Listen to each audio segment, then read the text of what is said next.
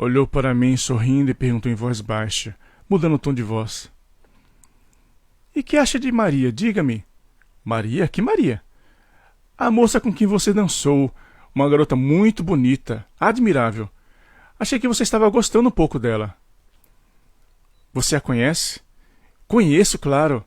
Conhecemos-nos muito bem. Está interessado?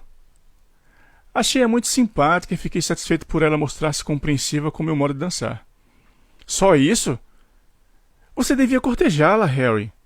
Ela é bonita e dança muito bem. E além disso, você está gostando dela. Acho que daria certo. Qual? Não dou para isto. Já está dizendo mentiras.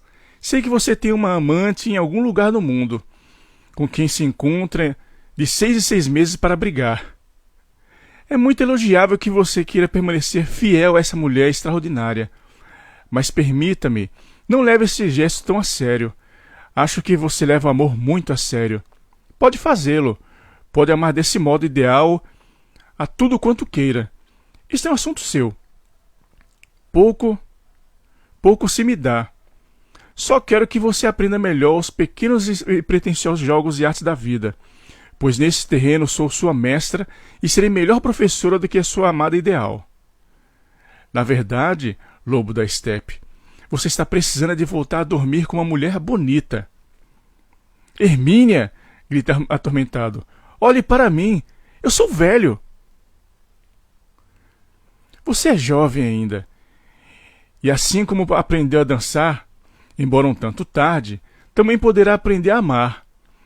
Amar ideal e tragicamente, meu amigo. Isso já sabe fazer muito bem, sem dúvida alguma. Mas agora você vai aprender a amar a vulgar maneira humana. O primeiro passo já foi dado. Agora você pode ir sozinho ao baile. É preciso aprender a dançar o Boston. Vamos começar amanhã. Irei às 3 horas. E que achou da música, afinal?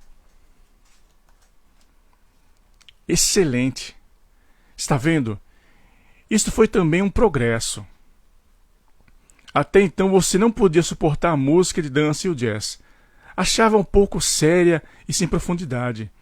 E viu agora que não é necessário levá-la a sério. Que pode ser agradável e encantadora.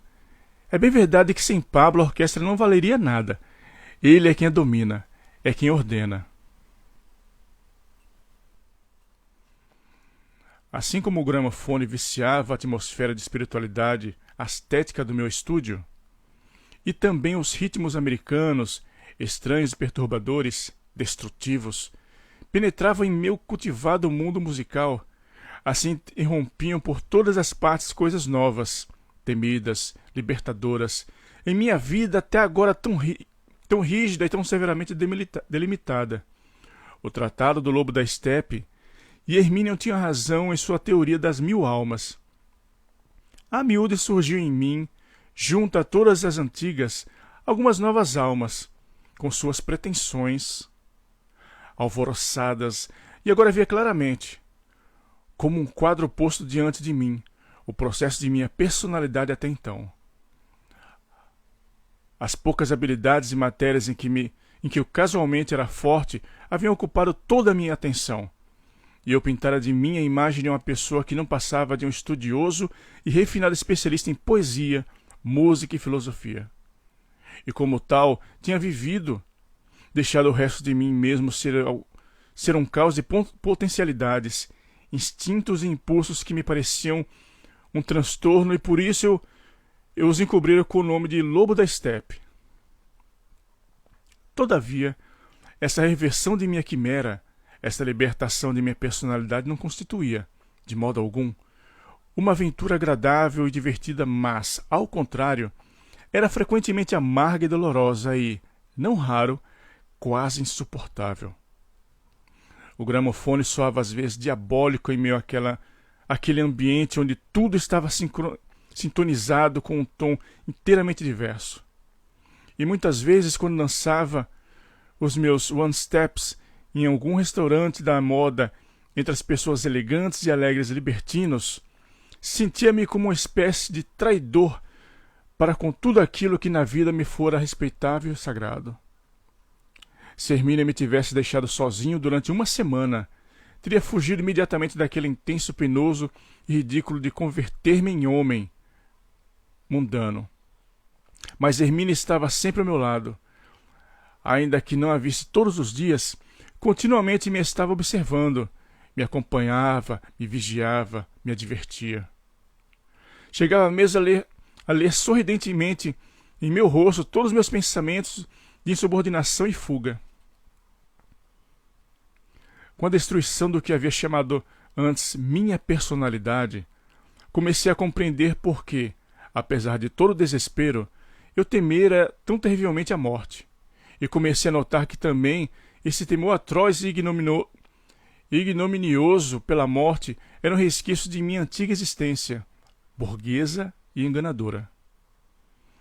O Sr. Harry, de até então escritor de talento, conhecedor de Mozart e de Goethe, autor de observações dignas de ler-se sobre a metafísica da arte, sobre o gênio e o trágico, sobre a humanidade, o solitário melancólico, em sua clausura de livros, tinha de fazer sua autocrítica ponto a ponto, sem nada omitir.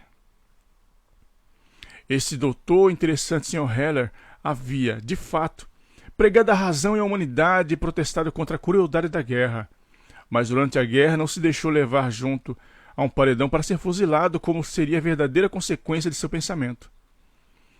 Antes arranjou alguma forma de transigência, nobre e decente, sem dúvida, mas que não deixava de ser uma acomodação. Era, além disso, inimigo do poder da exploração, mas tinha no banco muitas ações de empresas industriais cujos dividendos recebia sem que lhe doesse a consciência. E assim, para tudo mais, Harry Heller se atribuíra um prodigioso papel de idealista e desprezador do mundo, de melancólico solitário e de profeta tonitruante. Mas no íntimo era um burguês, capaz de censurar uma vida como a de Hermínia.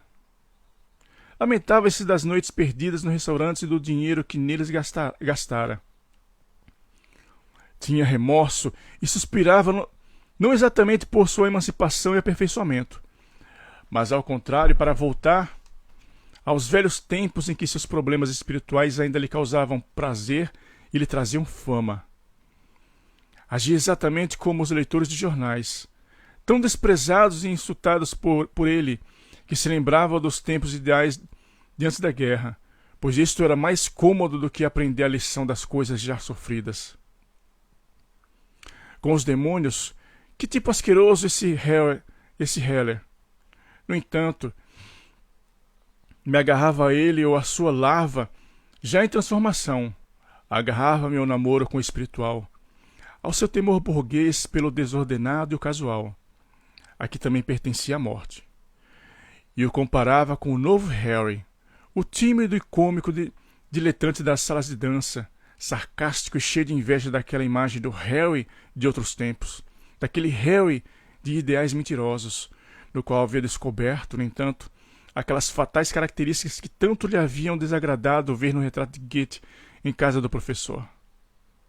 Ele próprio, o velho Harry, fora exatamente como um Goethe burguês idealizado, um herói espiritual com um olhar demasiado nobre, irradiando superioridade. Espírito e sentido humano. Untado de brilhantina e emocionado ao mesmo tempo pela sua própria nobreza de alma. Raios! Aquele nobre retrato estava agora, sem dúvida, precisando de reparos, e o ideal Sr. Heller fora lamentavelmente desmantelado. Semelhava-se a um dignatário caído em mãos de salteadores, que lhe tivessem feito as calças em frangalhos, em vez de aprender a portar-se como um esfarrapado. Ostentava seus molambos como se deles dependesse ainda as antigas condecorações e continuava afetado dolorosamente a antiga dignidade perdida.